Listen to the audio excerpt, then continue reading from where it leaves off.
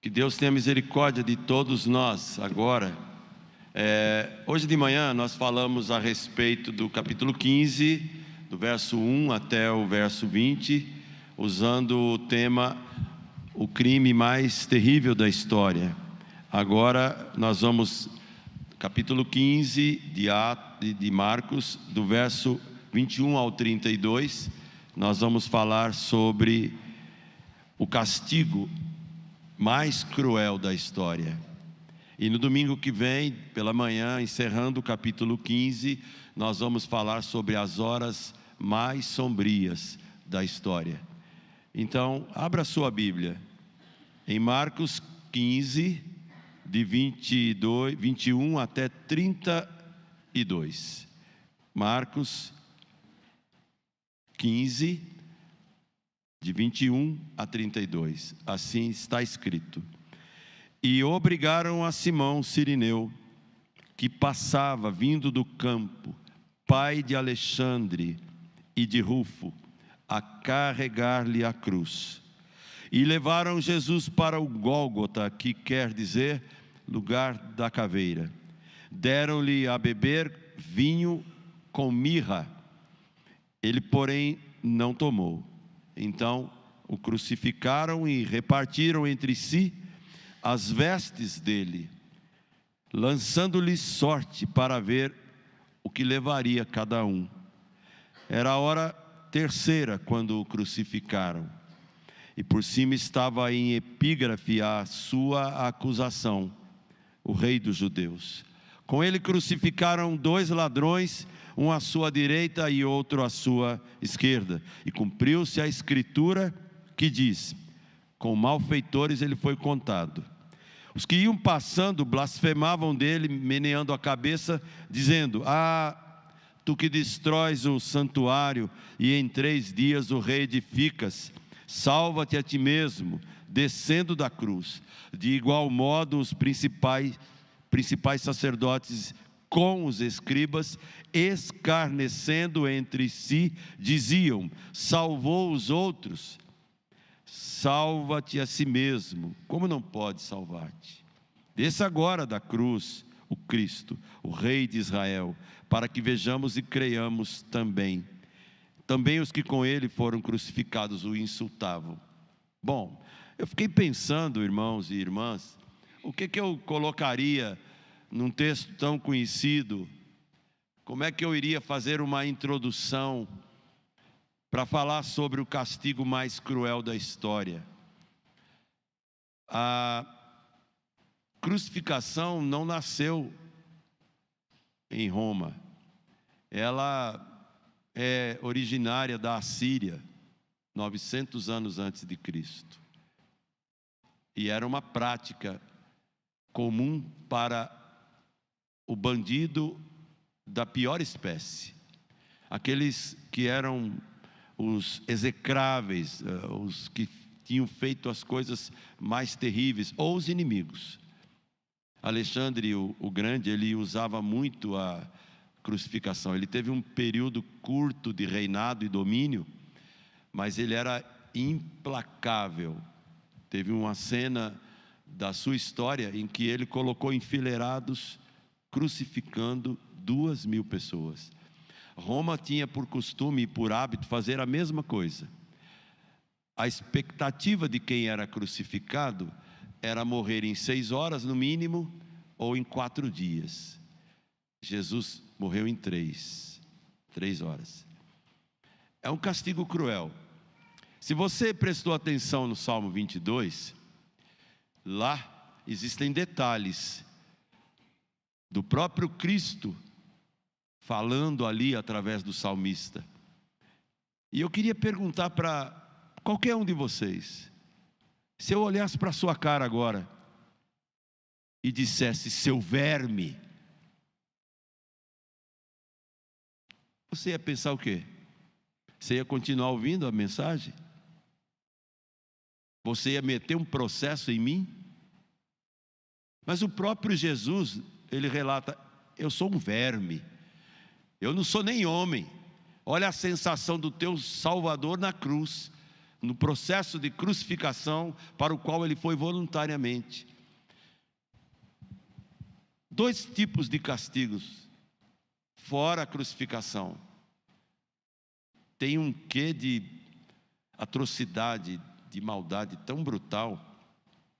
Um é recente. Na Eritreia, um dos muitos países onde a perseguição a cristãos é violenta, eles têm por hábito pegar as pessoas que não querem negar a Jesus, eles levam no deserto, colocam um container, colocam todos lá dentro e trancam. E eles morrem cozidos lá dentro, sem água. Meu Deus, só pensar nisso é terrível. Isso acontece com gente como eu, com gente que não quer recuar, que não quer negar Jesus. Na época dos romanos, existiam múltiplas formas de castigo. A principal, a mais conhecida por causa de Jesus, é a crucificação. Mas tinha um tipo de castigo. Eles pegavam um burro, um jumento enorme, cortavam a barriga dele, tiravam todas as entranhas e colocavam um condenado lá dentro, costuravam e deixavam só a cabeça de fora. Era uma prática também. E eu fiquei pensando numa frase que eu li num livro de um professor de teologia da faculdade de Navarra, na Espanha. Ele disse assim que a crucificação de Jesus foi uma combinação de absoluta crueldade e espetáculo para fazer o máximo de terror possível na população. Foi um espetáculo. Era muita gente assistindo, muita gente. Era um espetáculo de horror. Pilatos se refugiou no palácio dele. Caifás ficou dentro do templo, lambendo o seu veneno, e talvez lá no fundo dizendo: yes! Acabamos com mais um. Mas quando ele viu o véu se rasgar de alto a baixo, desculpe a expressão, eu acho que ele fez xixi na batina. E ele vai ter que encarar Jesus. Aquele soldado que furou Jesus vai ter que encarar Jesus. Você e eu vamos ter que encarar Jesus, mas numa boa. Porque quando ele me olhar, ele não será o meu juiz, ele será o meu salvador, o meu advogado. E nem toda a promotoria do inferno pode mudar isso. Então, eu quero que você entenda que tem coisas na Bíblia que, por mais que se explique, se pregue sobre elas, tem um ponto de ruptura que a gente fala: eu estou dando uma aula didática e pedagogicamente adequada para falar da crucificação do meu Salvador, eu sou capaz disso, eu sei explicar o que é que doía numa pessoa que por quase 1 quilômetro, depois de algumas horas sendo chicoteado, sem nenhuma anestesia, ele carrega uma cruz durante quase 1 quilômetro, 70, 80 quilos mais ou menos.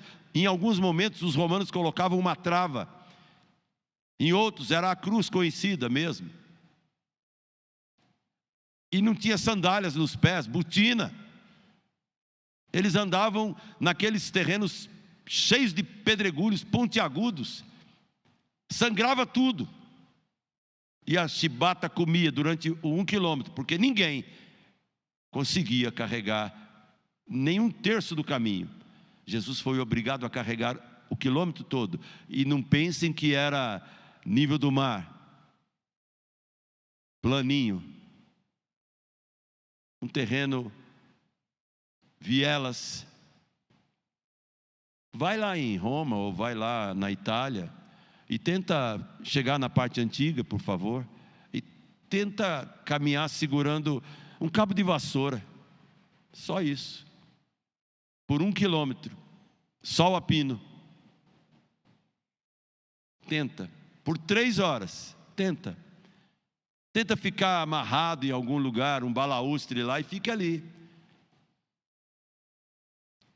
Não dá para a gente entender por que Deus fez isso, a não ser com uma única explicação: por amor, só. Mas ser castigado desta forma e ter passado por tudo que ele passou por amor a mim, há uma pergunta no meu coração: ô camarada, e você faz o quê? Qual é a tua resposta para aquele que fez tudo isso por você? A ponto dele mesmo, no Salmo 22, dizer: eu sou um verme, não sou homem. Tal era o sofrimento e a dor. E quando ele é levado até lá e sobe o lugar da caveira, não havia suavidade naqueles homens, só truculência. E depois de tanto martírio em sofrer punições durante a madrugada, e tanto martírio e dor de ter carregado a cruz, ele ainda é jogado no chão, e aqueles famosos pregos quadrificados dos romanos, eles escolhiam uma parte da mão e metiam a marreta. Por isso que lá no livro de Salmos fala que os ossos dele todos foram desconjuntados, todos os músculos foram esticados. A imensidão daquela dor nos leva a pensar que esse foi o castigo mais cruel da história. E eu quero apenas pegar esse texto de Marcos 15, de 21 a 32, e tirar algumas lições que vão pontuar como é que eu vejo e como é que você pode ver, mas nunca como Jesus viu a sua própria crucificação. Quem sabe lá na glória, quando aquele monte de anjo chegar para Jesus e ver a multidão mais inumerável do que a areia que está na praia do mar, entrando naquela baita festa. E aí os anjos vão falar: quem são esses? E o que nós vamos dizer? São aqueles que foram lavados no sangue do Cordeiro. Mas doeu demais, muito. E foi por mim, por você. Como que uma pessoa como eu, pecador miserável, pode ter a pretensão de explicar uma coisa dessa? Eu não posso. Eu prefiro dar uma de João Batista. Eu não sou digno nem de desamarrar as sandálias dele. Então vamos lá. Como é que o castigo mais cruel da história, ele foi recheado de quê? A primeira coisa que eu vejo nesse texto é que o castigo mais cruel da história foi recheado de imposição. Verso de número 21 diz assim: e obrigaram a Simão Cirineu, que passava vindo do campo, pai de Alexandre e de Rufo, a carregar-lhe a cruz. Alexandre e Rufo se tornarão discípulos, seguidores de Jesus, e farão parte da galeria de Romanos 16, quando Paulo começa a agradecer toda aquela turma que o apoiou na caminhada. E com certeza Alexandre e Rufo ouviram o papai dizer: filhos, quando me pediram e me obrigaram a carregar a cruz daquele homem, eu não sabia o que eu estava fazendo. Entendi depois. Ainda bem que eu trouxe esse meu amigo aqui hoje. Eu não ia trazer. Minha secretária não me lembrou, mas Deus lembrou, falou: leva, porque hoje não vai ser fácil não, mas Deus é bom. Você já fez alguma coisa obrigado? Eu tinha e tenho um primo, olha, esse apanhou, viu? Esse apanhou, Miltinho, filho do irmão mais velho de minha mãe. Ele era um moleque, vamos dizer, lembra da música Um Capeta em Forma de Enguri? É mais ou menos isso. ele às vezes apanhava, quando minha tia limpava a casa e deixava um brinco, e ela falava, não quero que ninguém entre. Às vezes ele entrava, e às vezes ela pegava ele, dava-lhe uma coça. Eles moravam na frente da gente, e às vezes ela obrigava ele a sentar em tal lugar e ficar quietinho lá, e ele falava, por fora eu estou sentado, mas por dentro eu estou de pé. Então a gente começa a perceber o que é fazer algo obrigado. Mas para Simão Cirineu, fazer obrigado, aquele momento de carregar a cruz, para cumprir o castigo mais cruel da história, abriu, escancarou as portas do Evangelho para ele e para os filhos que se tornaram seguidores lá na frente. O castigo mais cruel da história. Qual é a ligação dele comigo e com você?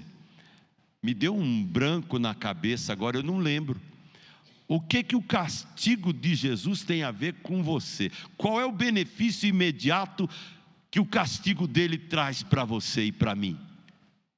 O castigo, vamos lá, classe de catecúmenos. O castigo que nos traz estava sobre ele. O castigo mais cruel da história estava recheado de imposição. E mesmo assim, Jesus foi voluntário. Segunda coisa que eu vejo, o castigo mais cruel da história estava recheado de atrocidade, desumanidade. Versos 22 e 23.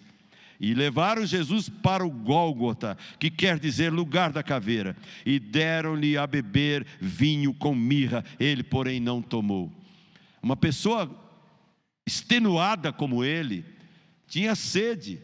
E vocês sabem, já pregamos sobre isso, você já ouviu. E nessa hora você quer água. E você não consegue nem respirar. Diz a história que uma pessoa, o pulmão está cheio de ar, mas não dá para respirar mais. Uma hora o peso do corpo é apoiado sobre os pés. Outra hora ele tenta colocar o peso na mão que já está furada e pregada no madeiro. O castigo mais cruel da história é recheado de desumanidade, de atrocidade. Doeu muito nele, doeu na alma dele, doeu no corpo dele. E é tão terrível que nas 3 horas mais sombrias da história, que é o sermão de domingo, foram aqueles momentos que ele disse as 7 últimas palavras. Nesses momentos sombrios, que ele falou tudo que disse. O castigo mais cruel da história tem imposição, tem desumanidade, atrocidade, mas também tem ironia. Você já, versos 24 a 26, a gente vai ver essa ironia. Mas você já suportou alguma?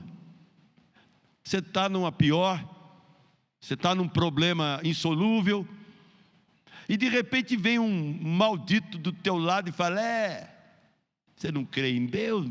Vai lá, fala com ele agora. É mais ou menos a zombaria que o salmista coloca. O teu Deus, onde ele está? Às vezes um amigo quer debochar de você, e ele vê você em sofrimento, e ele sabe quem você é, e de repente ele ironiza a sua fé. Mas entre eu e você, se alguém fizer uma ironia, vá lá, a gente merece quase todas. Mas e ele? Olha só, versos 24 até o 26. O castigo mais cruel da história é recheado de ironia. Então o crucificaram e repartiram entre si as vestes dele e lançaram-lhe sorte para ver o que levaria cada um. Era a hora 3ª quando o crucificaram, 9 da manhã. Por cima estava em epígrafe a sua acusação: o rei dos judeus. Essa era a ironia.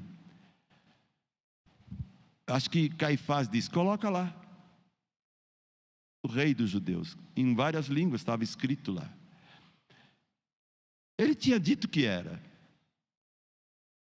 Mas na cruz fizeram esta ironia, para marcar, para judiar. O castigo mais cruel da história não foi meramente o físico, porque a pior de todas as mazelas que ele sofreu ali naquela cruz foi quando o próprio Pai virou as costas para ele. O próprio Pai levou o Filho amado a ter que dar um grito desesperado: Eli, Eli, lama sabachthani. Foi ele gritando ali: Deus meu, por que o Senhor me desamparou? Deus virou as costas, sabe por quê? Por minha causa. Ele foi feito pecado naquele momento. Esse foi o pior castigo. Esse foi o castigo cruel. Nele doeu mais o meu pecado, o teu pecado, do que as chibatas dos romanos. Isso não é romântico, irmãos. Não é um sermão agradável de se ouvir. Mas foi o pastor Márcio que falou que eu tinha que pregar. E coube a mim essa passagem. Então, que a gente entenda amor nisso tudo. Por mais crueldade que temos que falar ainda, é amor demais, até o fim, por mim e por você. O castigo mais cruel da história, além de ser recheado de imposição, desumanidade e ironia, é também recheado de degradação. Verso 27 e 28. Com ele crucificaram 2 ladrões, um à sua direita, outro à sua esquerda, e a escritura se cumpriu, pois diz que com os malfeitores ele foi contado. Degradação. Puxa vida. Pegaram a escória, o tal do Barrabás sai ileso. Barrabás tinha feito tanto mal, matado tanta gente, motins para todo lado, revolução, era um zero. E naquele momento ele é galgado a preferido do público. E o multiplicador dos pães, o que curava enfermos, dava vista aos cegos, purificava leprosos, a ele sobrou apenas a crucificação. Castigo cruel, degradação. Colocaram ele do lado das piores pessoas, dos vermes, verdadeiros vermes. Talvez foi por isso que no Salmo 22, o próprio Cristo coloca essa pecha, esse estigma sobre si. Eu sou um verme, eu não sou homem. O castigo mais cruel da história é recheado de blasfêmia também. O verso 29. Os que iam passando blasfemavam dele, meneando a cabeça e dizendo: Ah, tu que destróis o santuário e em 3 dias o reedificas. Sabe, a blasfêmia é você desonrar e profanar o sagrado. Você sabe o que é menear a cabeça? Sabe? Você passa e dá uma desprezada, debochada, e ele está lá, o dono do universo, o que já disse ao mar, agora ele está lá, quase não aguentando falar absolutamente nada. Ele puxa o fôlego que lhe resta para dizer as últimas 7 palavras. E ali ele está realmente sendo motivo de blasfêmia. Por quê? Porque as pessoas, além de balançar a cabeça em deboche, ainda jogam isso aqui, uma interjeição cheia de zombaria. Você não falou que destruiria o templo? Nem isso eles entenderam. E em 3 dias o reedificaria? Na verdade ele estava falando do templo dele, do corpo dele. Porque aquele templo, motivo de orgulho, no ano 70, como ele mesmo tinha dito, não sobrou pedra sobre pedra. Vai chorar lá em Jerusalém se você é judeu, vai. Nós vamos sorrir no céu. Visitar Jerusalém como turista, tudo bem, mas fazer uma caminhada pela Via Dolorosa com 70 quilos de madeira no lombo e mandar todo mundo tirar foto para postar no Facebook, quer participar de uma caravana dessa? Não, eu tenho certeza que você não quer. Nem eu. Não dá. Para ele deu. Duas últimas ideias. O castigo mais cruel da história foi recheado de provocação também. Versos 30 até a primeira parte do 32. Provocação pura. Verso 30, salva-te a ti mesmo, descendo da cruz. Provocação. Você já não aguenta mais, não consegue respirar mais. É sangue para todo lado, é dor para todo lado. Você sabe que o dia se aproxima. Você sabe que o inferno conspira. Você sabe que está só. Você só olha e vê tua mãe.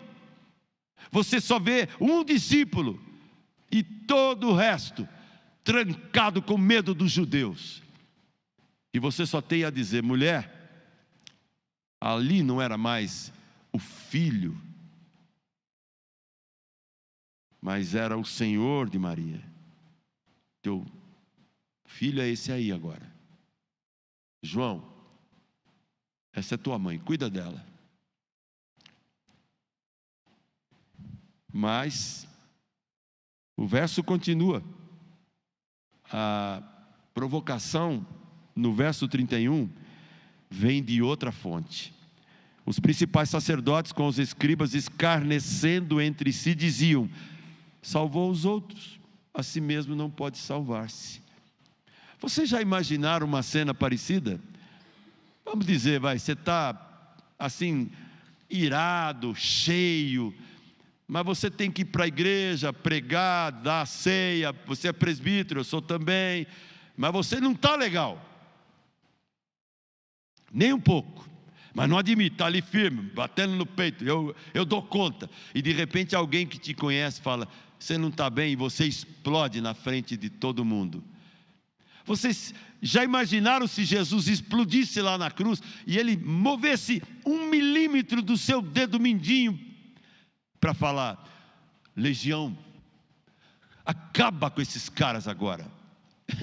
Era um flash, e acabaria todo mundo, mas ele aceita a provocação, suporta a blasfêmia, a ironia, a degradação, e ele está dizendo, é por esses que estão aqui, e por todos quantos ainda hão de crer em mim, que eu estou fazendo o que faço agora, suportando o castigo mais cruel da história, recheado de provocação. Olha o verso 32, o verso 32 diz assim, desça agora da cruz, sacerdotes falando, o rei de Israel, vem, sai daí, para que vejamos e creiamos. Isso é provocação. E a última coisa que eu vejo nesse texto, o castigo mais cruel da história foi recheado também de insultos. De quem? Não era o povo, não era mais os sacerdotes, os próprios que estavam com ele na cruz, ladeando Jesus. Olha só, também os que com ele foram crucificados o insultavam. Você tem ideia do que esses camaradas falaram para Jesus? Você consegue imaginar? Vocês acham que eles olharam para Jesus com todo carinho e respeito? Ajuda a gente aí, Galileu. Acho que não foi assim. Em um único momento, um deles, tocado por Deus, que age quando e onde quer, sempre, lembra de mim quando entrares no teu reino. O outro era puro insulto. Irmãos, eu não sei o que vai acontecer. Eu vi e ouvi um vídeo essa semana, acho que muita gente viu. Eu, homem, eu tive vontade de entrar pelo meu celular, Roberto Molina, um perito que já deu entrevista na Globo e tal. Ele discutindo com a mulher, brigando, 50 anos mais jovem que ele, separada e tal. Um deboche, a mulher grava tudo. Ele xinga todos os palavrões, ele ofende, depois ele pega uma Bíblia, a Bíblia da mulher, e joga no chão assim. E ela filma entre a porta, ele urinando em cima da Bíblia. O que um sujeito abjeto desse merece? Por mim? Vocês possam imaginar o que eu acho que ele merece. O que ele vai ter, só Deus sabe. Mas eu me alegro pela figura de um dos primeiros pastores da nossa igreja, Miguel Gonçalves Torres. Miguel Gonçalves Torres, conhecido como o apóstolo de Caldas, pregou por tantas cidades, incluindo a cidade de Caldas, Poços de Caldas e várias regiões.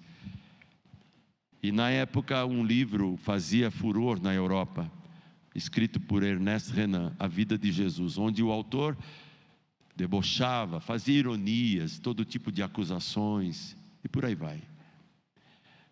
E uma pessoa, no momento em que Miguel Gonçalves Torres evangelizava um canto de Minas Gerais, o aborda com o conteúdo do livro e para ironizá-lo, e para debochar, e fazer chacota de Jesus, Miguel Gonçalves Torres se levanta e diz: você pode cuspir na minha cara, você pode debochar de mim, você pode me matar, mas na minha frente, você não desrespeita o meu Salvador, na minha frente não.